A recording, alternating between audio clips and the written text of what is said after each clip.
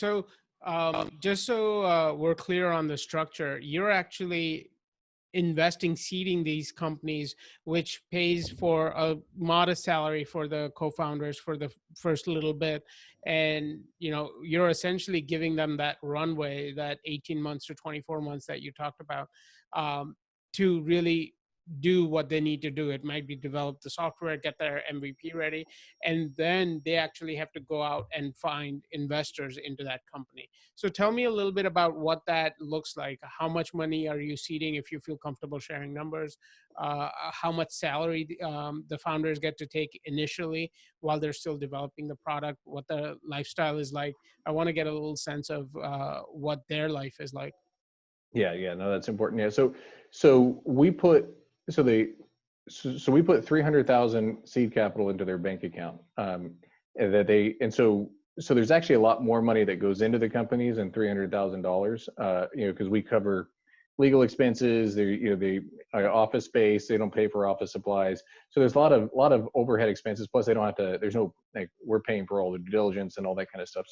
So the total money in is much greater than 300,000, but 300,000 is what they have full discretion on. It's in their bank account. The only limitation we put on it is to cap the amount used for salaries over the first 2 years, or whenever they go get outside funding, to $200,000. So that ends up, if you do the math, that breaks out to $50,000 a person, which, in San Diego, you can definitely get by on that. You're not living large, but you compare that to what most founders have to do. Like, for instance, when Luminine days, I went 3 years without a salary. Right. And I was just fortunate that I was able to, because I had, if you think of the housing boom that was happening in 2000, first half, mid 2000s, all these condos going up in San Diego. I flipped a few properties, made some money. But I stopped all of it when I went and did Luminine, and then the housing market tanked after it. So it looks like I timed the market perfectly, but the reality is I just got lucky. Right. So I was in a position where, and plus the business plan competition winnings, where I could go without a salary. Right. But we wanted to make sure the founders can take some salary, because our view is, why limit ourselves to people who happen to be, have some sort of independent wealth? What we really want are the best CEOs we can get.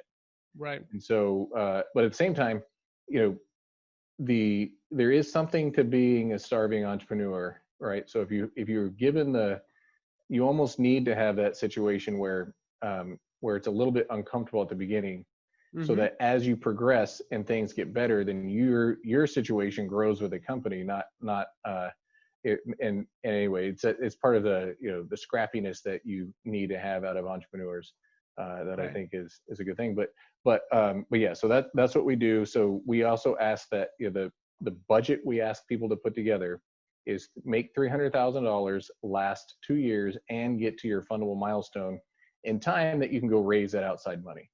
Right. So because they will need to go do it now. We do get involved with helping out. So with our network contacts, we try really hard to create a situation where they know who the investor groups are out there, and we try to make sure that they're well positioned, in terms of what these groups want to see before we go ring the doorbell. So it ends up, the objective is to make it much more efficient for them than it would be for a traditional company. Yeah. It's still a lot of work, but it's a good milestone for a company need to go through.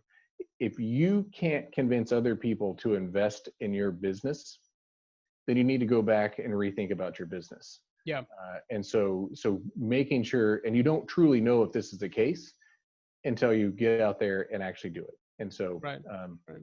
No, you're absolutely right that, there are so many businesses that may be good, but really the investors, from their perspective, they'll never invest in it. It might be because it's a lifestyle business, or it might be the market is too small, or, there are 100 reasons why it's not an investable business.